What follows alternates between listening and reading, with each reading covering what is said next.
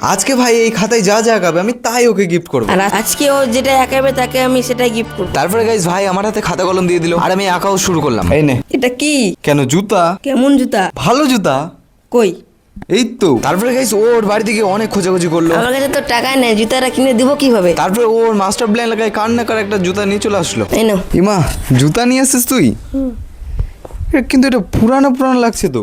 না, এটা নতুন। হ্যাঁ এটা পুরানো লাগছে দেখ। এরপরে বেশি কিছু না বলে জুতাটা পরে দেখলাম ঠিক হচ্ছে কিনা। ওয়াও সেই লাগছে তো। এবার দাও, তোমাকে মজা দেখাচ্ছি।